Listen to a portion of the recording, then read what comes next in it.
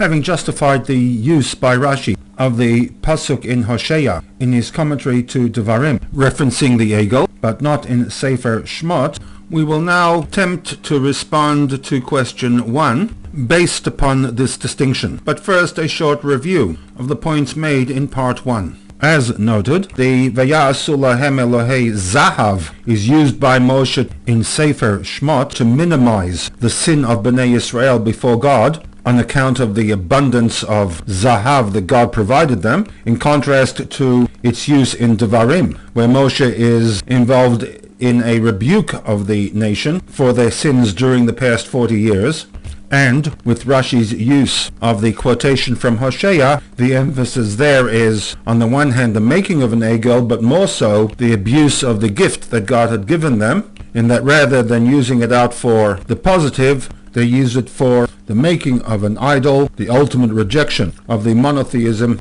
of the Aseret HaDibrot. With this distinction, we can respond to question 1 that the Rebbe raised regarding Rashi's commentary to the words Di ZAHAV. Reviewing the steps that led up to the question, Rashi himself has interpreted the words Eila Hadvarim, that Lefi Shehein Divrei Tochachot, that what was about to happen was a rebuke by Moshe of the nation expressed in a series of 7 hints reflected in the 7 items listed from Bamidbar to Di ZAHAV. In this list of 7 we have a group of 5 and a group of 2. For the group of 5, Rashi goes straight to the point and informs us of the event that took place for which Moshe is referencing his rebuke, while for the group of 2, Rashi introduces his commentary with the words Hochichan. He rebuked them, which on the surface seems to be quite unnecessary, as Rashi had earlier stated that these are all words of rebuke, for which the explanation that was offered was that whereas the group of 5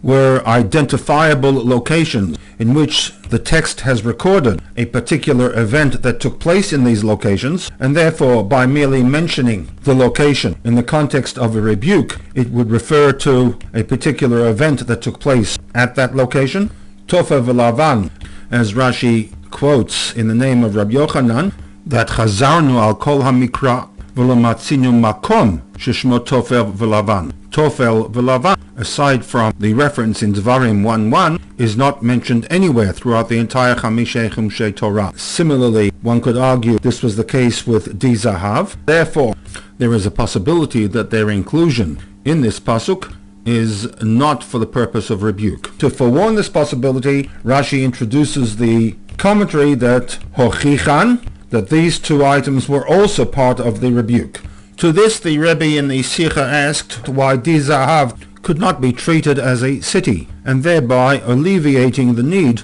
to state Hochichan in his commentary to Di ZAHAV. Di ZAHAV would not be very different from other instances in which a location is given a particular identity on account of an incident that took place at that location. In other words, the location was terra nullis, no man's land, until a particular incident, either positive or negative, and from that time on, the no man's land city that evolved took on the identity of the incident. 3 examples were provided from the Chumash: Bereshit 11, Al Kein Kara Shemo Bavel; Bereshit 21, Al Kein Kara Lamokam Hahu Be'er Sheva; and a 3rd example from Chumash Shmot, Vayikra Shem Hamakom Masa Umeriba. As such, the Rebbe asked in question 1, why cannot the same process be applied to the city Di ZAHAV? The incident was the Egel, the location was then given the name Di ZAHAV, and as such, there would have been no need for Rashi to introduce his commentary with the statement Hochichan, but rather gone straight to the point that this is a 6th city in which there is a reference to the Egel, She'asu Bishvil Rov ZAHAV,